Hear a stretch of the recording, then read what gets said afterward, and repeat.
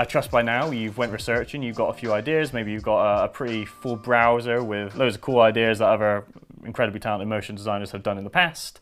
You've maybe went into After Effects, had a little mess around, or you went into Premiere and just kind of said, oh, I wonder how they did that. The next part of the process is actually starting to put the groundwork into the pre-production of the piece. The key thing in motion design and animation is to make sure things always feel coherent. Like, you don't want to have, you know, really bright and airy colors in one animation and the next one is really dark and morbid. You want some level of consistency. The big production companies, the big productions will probably have entire documents dedicated to brand guidelines. Like, I've worked for numerous brands who, when you start working for them, they send you a massive document exactly how they want things shot, colored, graded, framed, and the fonts they want using, the frame rate they want it developed in. We need to do that for our project. So we're going to look into the different styles that are out there, and we're going to start to think of how we decide which style we use for this particular project. So anyone who went to high school or senior school has probably heard things like Bauhaus or Art Deco or flat design. These are all different types of arts that are their own category. You don't really want to mix styles, or I mean, maybe a more talented artist than myself might. But as a motion designer, I'm not really interested in breaking the barriers of, what is an art genre. I'm more interested in kind of utilizing the categories to help inform my story. So what I'd start to do is I'd maybe look at, say, Art Deco. What colors they're using? Are they muted colors? Are there particular color styles? There's a lot of gold in this one. There's a lot of blacks, or like kind of just off black. This is a very glitz and glam art style, which might be good for this. There may be some things we can use. There's a lot of geometric shapes, which are interesting and great for animation. Another big one in the animation world would be flat design. This is really big for corporate videos. This is my personal favorite of the design styles, because it is very user-friendly. It's not the type of thing that needs an art degree to do. As you can see, the shapes are quite simplistic.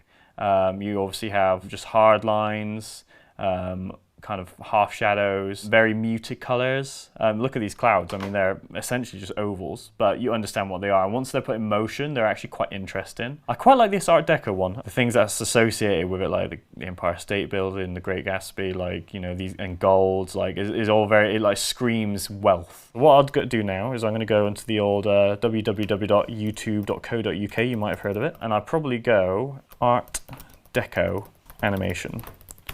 Art Deco, see what this one's saying? So this one's got an interesting glow, and that is very characteristic of Art Deco. Bright lights, kind of like New York in the, 1950s? Like, interesting that. So we chose our design style. We've also chosen our color palette, which you can see here. I like that grey, the blue, the black, and the two off browns or golds. I think those are perfect. I think that's exactly what we want.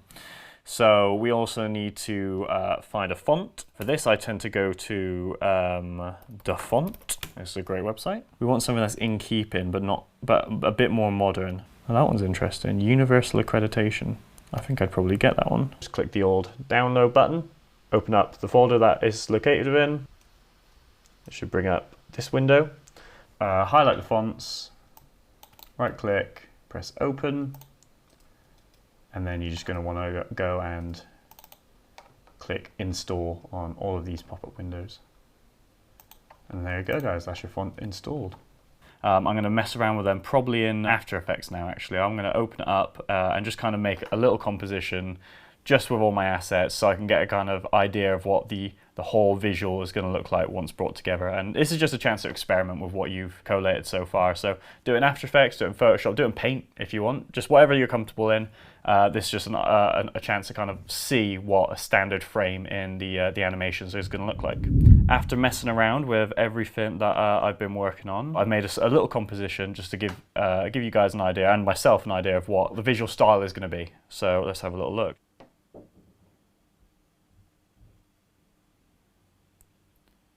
Beautiful.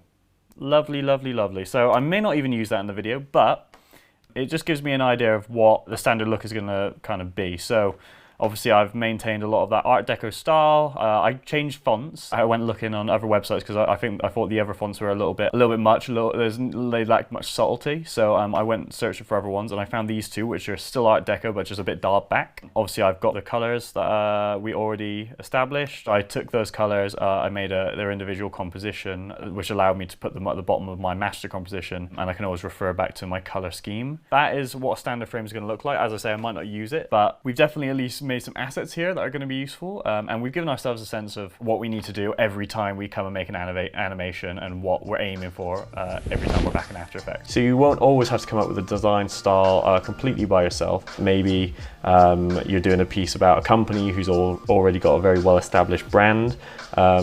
This was the case for us when we did the Spotify video, The Illegal Rise of Spotify. Obviously, Spotify has very iconic colors. The greens and the fonts are all very known throughout the industry. So in this situation, it would have been a bad decision for the story for us to have come up with our own design style.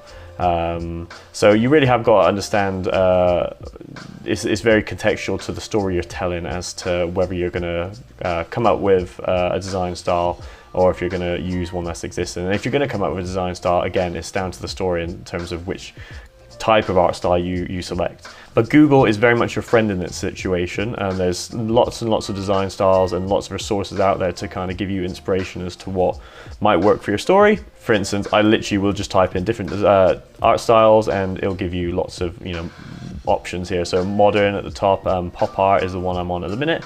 Pop art is a very good one for animations. It's just a playful style that lends itself very well to animation. In terms of other resources for being inspired, of course, YouTube is a good one. If you go to Envato, this is a fantastic place to kind of get an idea of what other people are doing. Every year, Envato will make a kind of a year wrap up of the design trends that were big. For instance, in this one is 2022, but they do it every single year. There's also the Inspiration Grid, which is one that I've not used a lot myself, but I hear is very good. It's basically just what other filmmakers and animators are putting out there, and you can kind of see just a range of different styles in one place. Of course, Pinterest is a very prominent place for visual imagery. This is one Pinterest board from up north. It's great for graphics designers and obviously motion designers as well by extension. And then finally, Instagram is also another great one. I imagine a lot of you are like me in that you spend a little bit more time than you should on the app, but while you're there, you might as well be going through what other animators and motion designers are doing and saving them. Whenever it comes to getting into the meat and bones of a project, you've over the last few months, you've saved a bunch of images, a bunch of videos that will help and guide you during the creative process. That is the end of the style part of the process. As I say, this is going to take you a while to get right, so experiment with it, mess around with it, give yourself the time to kind of play around and get comfortable with the design style that you've picked. So I'll see you in the next video.